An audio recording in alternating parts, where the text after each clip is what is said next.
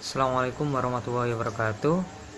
Baik, di sini kami dari kelompok 1 akan mempresentasikan materi tentang asas-asas hukum tata negara yang meliputi pengertian dan macam-macam materi tentang hukum tata negara.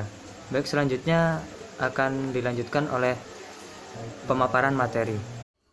Assalamualaikum warahmatullahi wabarakatuh. Nama saya Viko Widianto, NIM 2011120101023. Di sini saya akan memaparkan materi tentang pengertian asas-asas hukum tata negara.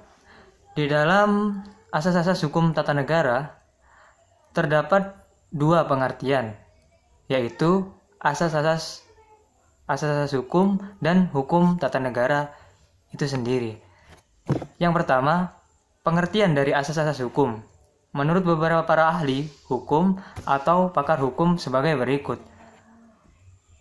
Menurut Paul Scourton, pengertian asas-asas hukum itu tendensi-tendensi yang disyaratkan kepada hukum oleh paham kesusilaan kita. Dipahami asas-asas hukum itu sebagai pikiran-pikiran dasar yang terdapat di dalam dan di belakang sistem hukum, masing-masing dirumuskan dalam aturan-aturan perundang-undangan dan putusan-putusan hakim. Yang selanjutnya, menurut Karl Lorenz, dalam bukunya Sejalan dengan pendapat Paul Scourton, mengemukakan asas-asas hukum adalah ukuran-ukuran hukuman etis yang memberikan arah kepada pembentuk hukum. Yang selanjutnya menurut P. Belfroid, dalam bukunya mengemukakan asas-asas hukum umum adalah kaidah dasar yang dijabarkan dari hukuman positif dan yang oleh ilmu hukum tidak diperasalkan dari aturan-aturan yang lebih umum. Asas-asas hukum itu nilai-nilai yang mengendap dalam hukum positif. Menurut H.J. Holmes dalam bukunya,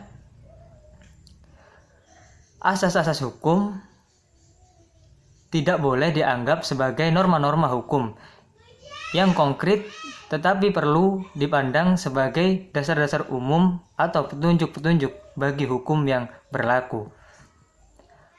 Selanjutnya, saya akan menjelaskan tentang pengertian hukum tata negara. Istilah hukum tata negara dapat dilihat pada kamus besar dan pendapat beberapa para ahli. Sedangkan menurut istilah, hukum tata negara merupakan hasil terjemahan dari perkataan bahasa Belanda, yaitu Staatsrecht. Dalam bahasa Inggris, hukum dasar negara digunakan istilah constitutional law, sedangkan dalam bahasa Prancis yaitu droit constitutionnel, dan dalam bahasa Jerman Verfassungsrecht. Berbagai pendapat dari para ahli tentang definisi atau pengertian hukum tata negara tertentu saja akan menimbulkan perbedaan antara satu dengan yang lain. Hal ini pada dasarnya tidak terlalu signifikan untuk diperdebatkan. Menurut beberapa sejarawan hukum, pengertian hukum dan negara antara lain, yang pertama, J.H.A. Legan, hukum tata negara adalah serangkaian kaidah hukum mengenai pribadi hukum dan jabatan atau kumpulan jabatan di dalam negara mengenai berlakunya hukum dari sejuta negara. Yang selanjutnya,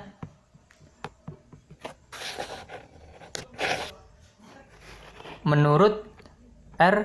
Kranenburg, menjelaskan bahwa hukum tata negara meliputi hukum yang mengatur susunan atau tatanan struktur organisasi negara.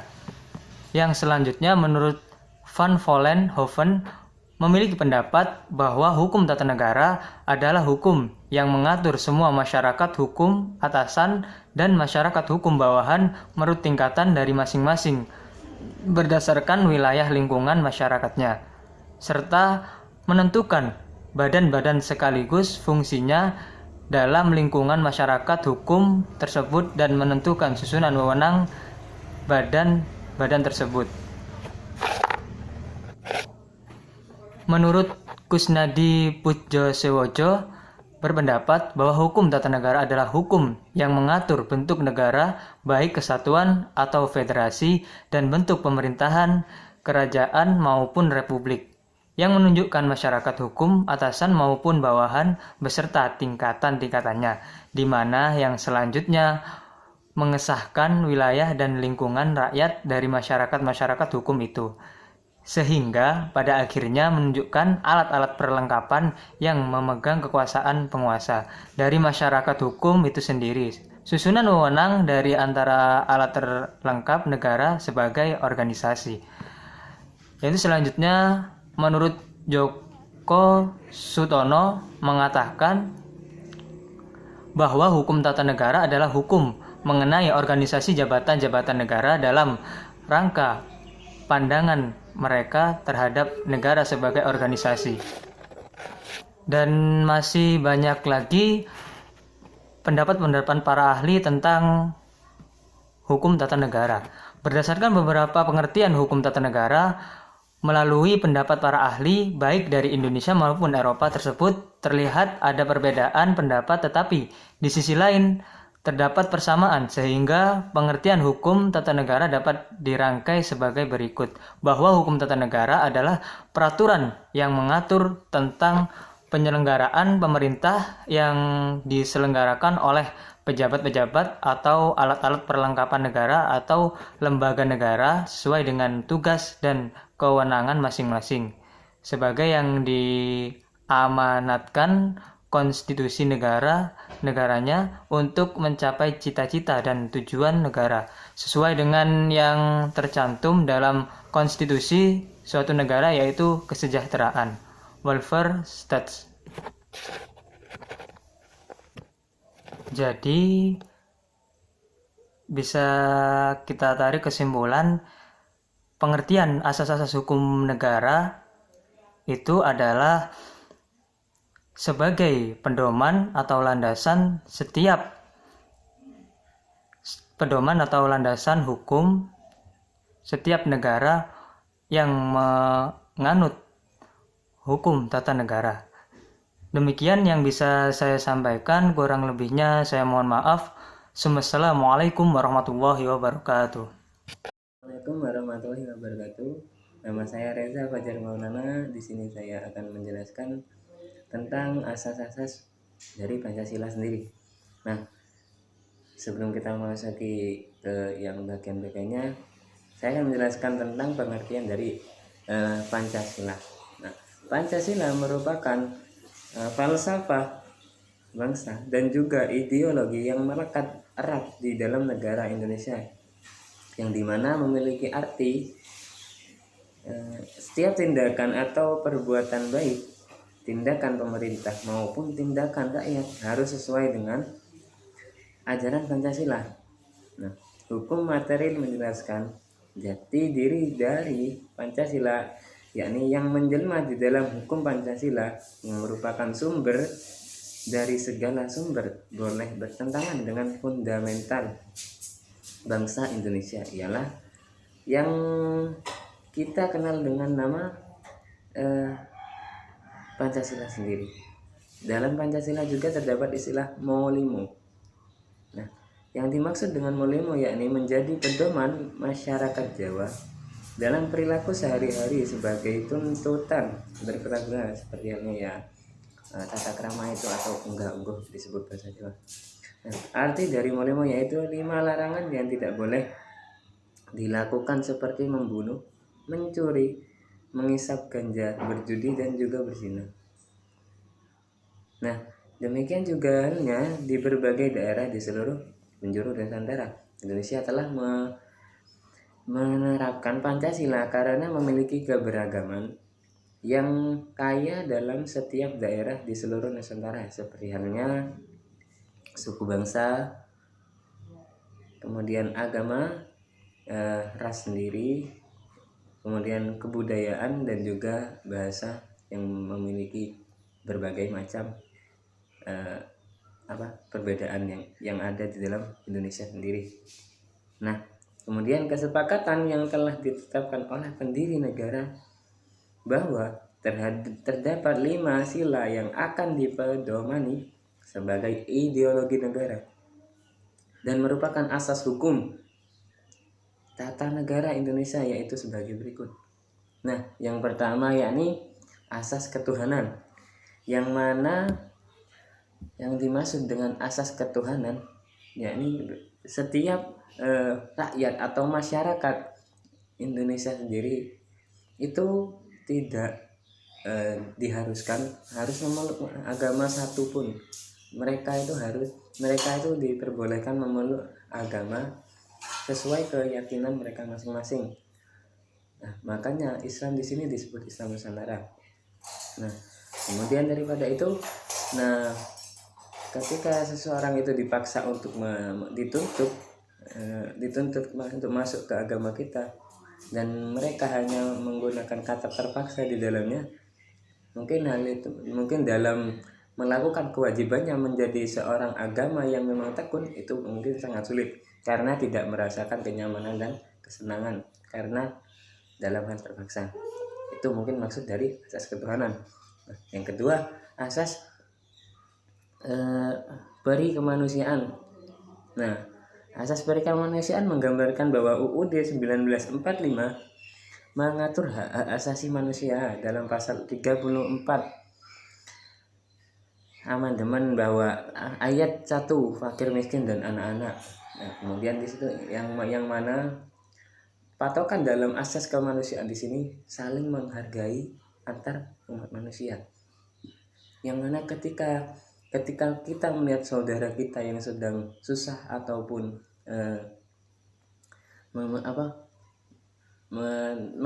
terkena bencana sendiri, nah, kita sebagai saudara ataupun rakyat yang ada di Indonesia ataupun masyarakat sendiri itu harus memiliki keinginan bahwa kita harus membantu mereka, keinginan dan juga kita harus wajib membantu mereka, karena itu sudah disebutkan bahwa asas kemanusiaan harus seperti itu. Kepekaan dalam menghargai sesama manusia, kepekaan dalam membantu sesama manusia, kepekaan dalam menghormati ataupun yang lain. Mungkin seperti itu. Kemudian yang selanjutnya yakni asas kebangsaan. Nah, asas kebangsaan ini mempertegas keberadaan negara Republik Indonesia tentang kemerdekaan, kedaulatan dan kebebasannya terhadap dunia luar atau negara lain dalam bentuk lambang sang saka merah putih. Bahasa kesatuan adalah bahasa Indonesia, lagu seperti itu, semboyan gitu. Nah, asas kebangsaan di sini ya kita dituntut harus bisa menjaga tanah air, berjuang demi negara kita tercinta, harus mempertahankan tanah air kita yang sudah dijajah, entah itu dari luar negara ataupun dari negara sendiri, itu harus kita perjuangkan supaya tanah air kita tidak terpecah belah. Kemudian yang terakhir, yang keempat yakni asas kedaulatan rakyat. Asas kedaulatan ini merupakan salah satu asas yang sangat kuat tentang kekuatan kedudukan rakyat di negara Indonesia, karena yang memiliki negara ini adalah rakyat melalui perjuangan pendiri Indonesia sendiri. Nah, dari rakyat untuk rakyat melalui rakyat, menurut saya seperti itu. Karena pemimpin itu tidak akan ada kalau tidak ada rakyat. Karena pemimpin yang paling atas itu sebenarnya rakyat, bukan presiden. Karena jika tidak ada rakyat, maka presiden itu tidak ada. Mungkin seperti itu. Ataupun dari pemimpin-pemimpin yang lain itu mungkin kalau tidak ada rakyat, atas suara rakyat mungkin tidak akan ada yang namanya suatu pemimpin ataupun DPR yang lain-lainnya, itu mungkin tidak ada. Nah, jadi rakyat di sini perannya sangat aktif buat negara, karena struktur yang ada di negara itu yang paling utama adalah rakyat. Jika negara itu tidak memiliki rakyat, maka itu bukan disebut negara, tapi RT. Ya, yang kelima, yakni asas keadilan sosial. Nah, asas keadilan di sini menyelenggarakan tentang persoalan-persoalan yang menyangkut masalah sosial yang harus diperhatikan secara adil bagi seluruh rakyat yang ada di Indonesia. Nah, mencakup keadilan sendiri mungkin kita sudah tahu sendiri ya, bahwa yang namanya keadilan itu mungkin sulit untuk diterapkan, tapi kita harus mengupayakan yang namanya keadilan seperti keadilan sendiri. Ya, contohnya jika sebuah hukuman itu berat sebelah, mungkin kita kan tidak bisa, sudah tidak bisa mengelak, karena ya ada pihak lain yang memang hal itu cakupannya memang sudah ada di situlah. Nah, kalau masalah keadilan kita harus memang mengupayakan yang namanya keadilan. Karena apa? Ketika suatu hukuman ataupun tuntutan yang diberikan kepada rakyat, dan rakyat yang satu dengan yang lain itu tidak sama, maka semuanya sudah tidak ada yang namanya keadilan. Maka di sini negara harus mempunyai rasa keadilan, entah dari rakyatnya ataupun kalangan, entah itu dari kalangan menang ataupun kalangan ke atas, dari kalangan menang ke bawah, itu semuanya harus memiliki hukuman yang memang ada benar-benar dari UUD yang memang harus ditetapkan oleh negara. Itu yang memang asas yang diwajibkan oleh negara, yakni keadilan. Nah, unsur-unsur identitas nasional negara Kesatuan Republik Indonesia telah dirumuskan dalam 3 bagian, yakni sebagai berikut. Identitas fundamental, yaitu Pancasila yang merupakan falsafah bangsa, ideologi negara dan dasar negara. Kemudian yang kedua, identitas instrumental, yaitu Undang-Undang Dasar Negara Republik Indonesia 1945. Lambang negara, bendera negara, bahwa Indonesia serta lagu kebangsaan yaitu Indonesia Raya. Identitas alamiah, yaitu negara, kepulauan, dan pluralisme dalam suku, bahasa, budaya, maupun agama. Demikian penjelasan dari saya mengenai asas-asas Pancasila. Apabila ada tutur kata yang salah dari saya mohon maaf. Wabillahi taufiq wal hidayah. Wassalamualaikum warahmatullahi wabarakatuh. Assalamualaikum warahmatullahi wabarakatuh. Nama saya Sonia Amelia, NIM 2011 02 01 0004. Di sini saya akan menjelaskan tentang asas negara hukum. Setelah Undang-Undang Dasar 1945 diamandemen, maka telah ditegaskan dalam pasal 1 ayat 3 bahwa negara Indonesia adalah negara hukum, di mana sebelumnya hanya tersirat dan diatur dalam penjelasan Undang-Undang Dasar 1945.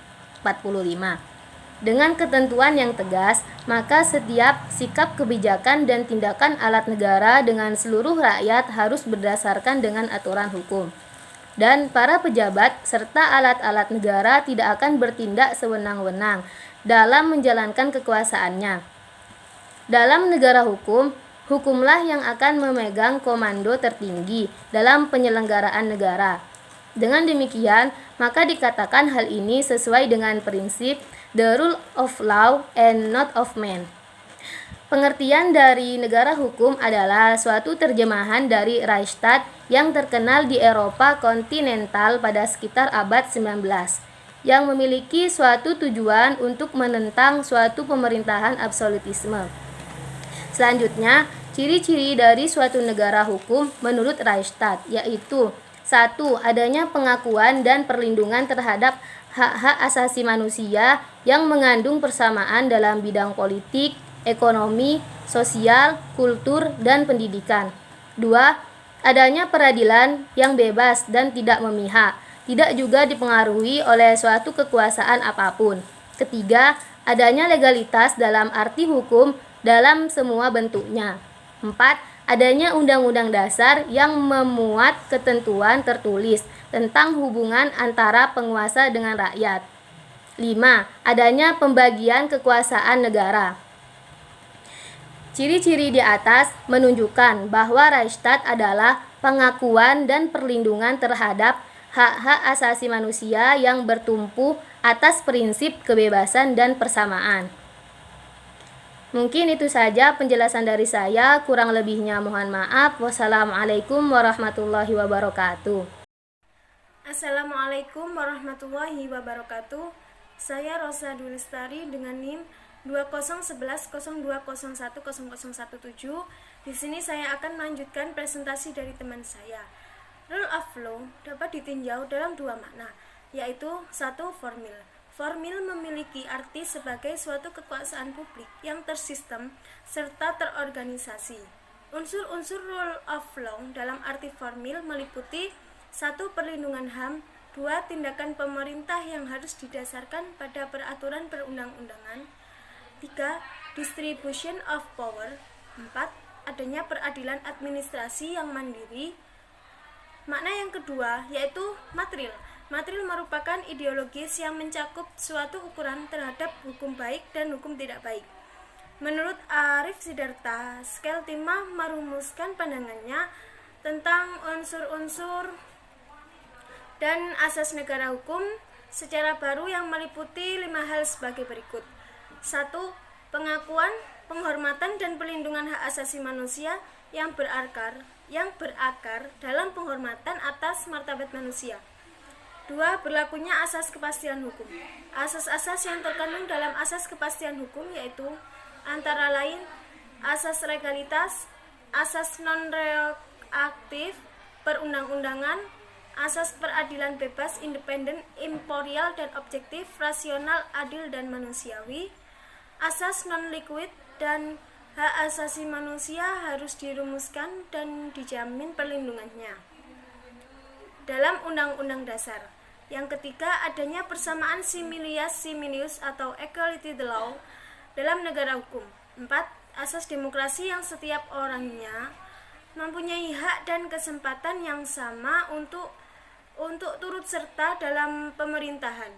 5. Pemerintah dan pejabat mengemban amanat sebagai pelayan masyarakat dalam rangka mewujudkan kesejahteraan masyarakat sesuai dengan tujuan bernegara yang bersangkutan. Sekian dari saya. Apabila ada kata yang kurang berkenan di hati teman-teman, saya mohon maaf yang sebesar-besarnya. Wassalamualaikum warahmatullahi wabarakatuh. Assalamualaikum warahmatullahi wabarakatuh. Perkenalkan, nama saya Muhammad Noval Enur Mazid dengan NIM 2011-02-01-0009.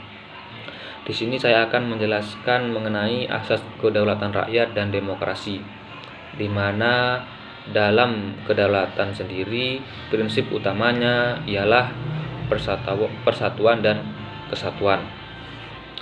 Sedangkan pengertian kedaulatan sendiri ialah suatu kewenangan atau kekuasaan yang ada pada dalam wilayah atau negara. Sedangkan kedaulatan rakyat sendiri memiliki arti di mana kekuasaan tertinggi ada pada tangan rakyat. Maka dalam pelaksanaan pemerintahannya, sebuah negara harus sesuai dengan kehendak atau keinginan rakyat keseluruhan. Hal itu telah diatur dalam Undang-Undang Dasar 1945, lebih tepatnya pasal 1 ayat 2. Di sana dikatakan kedaulatan berada di tangan rakyat dan dilaksanakan menurut Undang-Undang Dasar. Rumusan ini telah mengatakan bahwa kedaulatan ada di tangan rakyat yang diatur dalam Undang-Undang Dasar 1945. Undang-undang tersebut yang menjadi dasar dalam pelaksanaan suatu kedaulatan rakyat tersebut, baik wewenang, tugas, dan fungsinya juga telah ditentukan oleh Undang-Undang Dasar 1945. Hampir semua para ahli mengatakan bahwa dari zaman dahulu sampai sekarang pun namanya negara yang bercorakkan demokrasi, maka rakyatlah yang menjadi pemilik kedaulatan tertinggi. Dalam pemahaman negara yang bercorakkan demokrasi, tidak boleh dipisahkan dengan negara hukum, karena pada akhirnya hukumlah yang utama dalam proses pengaturan serta pembatasan kekuasaan negara atau pemerintah, atau juga sebaliknya. Dengan demikian, maka dapat diketahui bahwa yang menjadikan suatu hubungan antara hukum dan kekuasaan tidak akan dapat dipisahkan dan juga sangatlah erat kaitannya. Suatu negara harus memiliki atau harus ada rasa saling percaya, yaitu kepercayaan dari rakyat yang tidak boleh untuk disalahgunakan oleh setiap wakil rakyat, dan juga sebaliknya perlu adanya suatu harapan dari para penguasa dalam batasan tertentu, serta diperlukan kepatuhan dari rakyat terhadap pelaksanaan dari kumpulan aturan yang dibuat oleh wakil rakyat yang ada di sebuah negara. Sekian dari saya. Terima kasih. Wassalamualaikum warahmatullahi wabarakatuh. Assalamualaikum warahmatullahi wabarakatuh. Perkenalkan, nama saya Akidatul Iza dengan NIM 2011020101047. Di sini saya akan menjelaskan atau meneruskan penjelasan dari teman saya, yakni tentang asas negara kesatuan.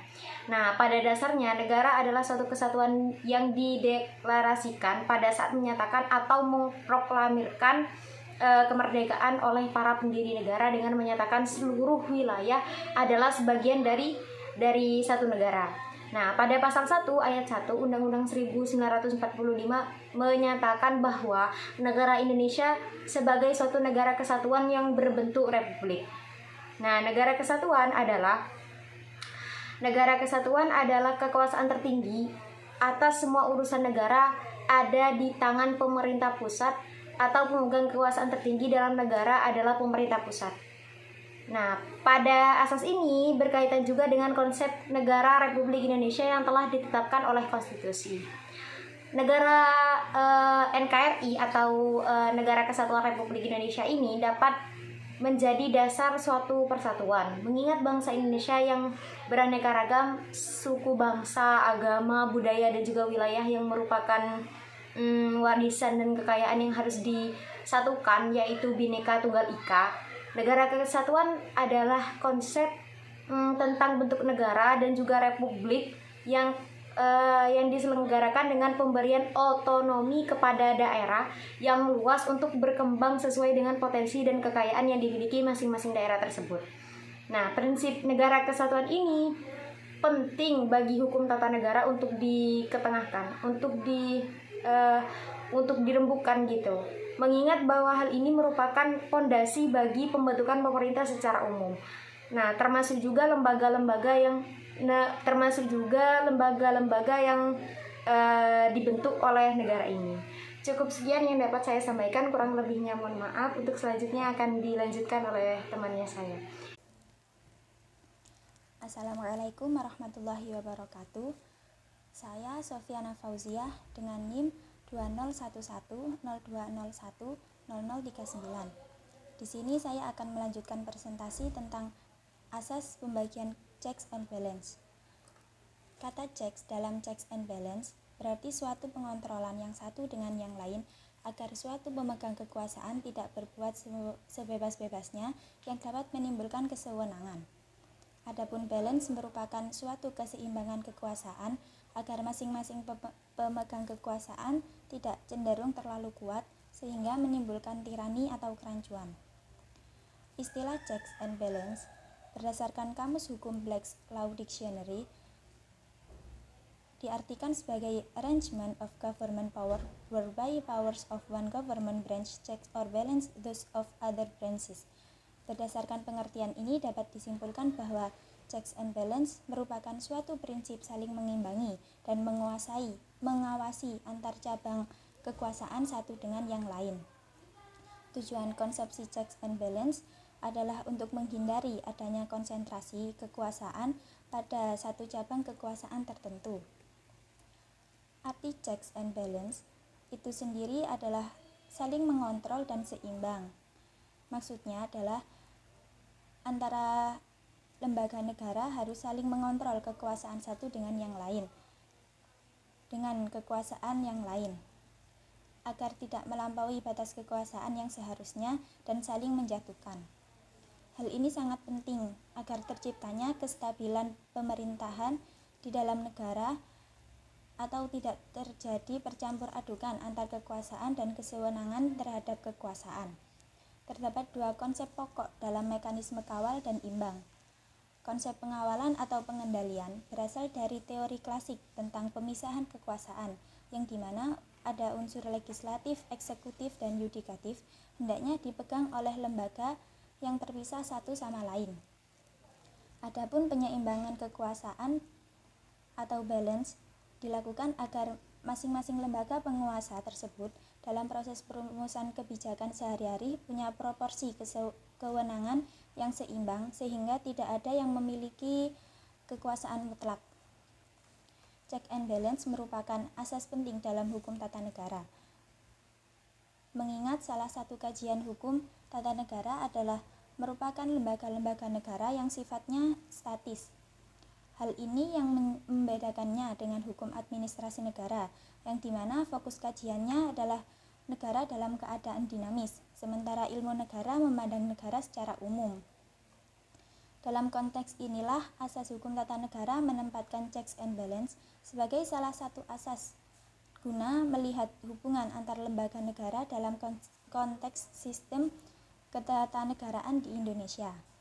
Sebagaimana yang disinyalir oleh Montesquieu, kekuasaan terpilah menjadi 3 macam, yaitu kekuasaan eksekutif, legislatif, dan yudikatif.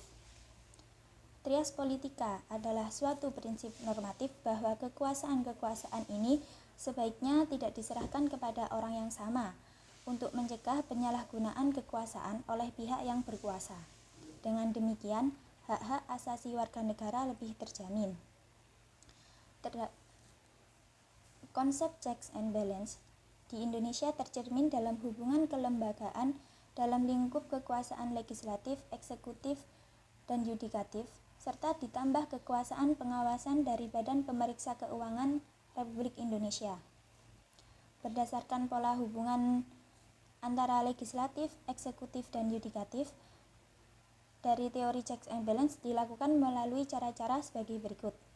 Yang pertama, pemberian kewenangan terhadap suatu tindakan kepada lebih dari satu cabang pemerintahan. Yang kedua, pemberian kewenangan pengangkatan pejabat tertentu kepada lebih dari satu cabang pemerintahan. Yang ketiga, upaya hukum impeachment dari cabang pemerintahan terhadap cabang pemerintahan lainnya. Yang keempat, pengawasan langsung dari cabang pemerintahan terhadap cabang pemerintahan lainnya. Dan yang terakhir, pemberian kewenangan kepada pengadilan sebagai pemutus kata terakhir jika ada pertikaian kewenangan antara badan eksekutif dan legislatif. Pengaturan mengenai kekuasaan dalam membentuk undang-undang dalam UUD 1945, yang dimana hal ini menunjukkan adanya keterlibatan 3 lembaga tinggi negara, yaitu DPR, Presiden, dan DPD. Dengan demikian diharapkan akan terwujud checks and balance dalam pembentukan undang-undang. Walaupun kekuasaan pembentukan undang-undang ada pada DPR, tetapi Presiden dan DPD dapat berperan dalam mengawasi dan mengimbangi dalam pembentukan sebuah undang-undang. Dengan pergeseran kewenangan membentuk undang-undang ini, maka sesungguhnya ditinggalkan pula teori pembagian kekuasaan dengan prinsip supremasi MPR menjadi pemisahan kekuasaan dengan prinsip checks and balance sebagai perekatnya. Selain kekuasaan dalam lingkup legislatif, hubungan kewenangan antara Presiden, Mahkamah Agung, dan DPR dalam pengajuan hakim konstitusi juga menjadi salah satu bagian penting dari adanya model checks and balance antar lembaga negara dalam sistem ketatanegaraan Indonesia. Sekian penjelasan asas pembagian kekuasaan checks and balance dari saya. Mohon maaf apabila ada salah kata. Wassalamualaikum warahmatullahi wabarakatuh.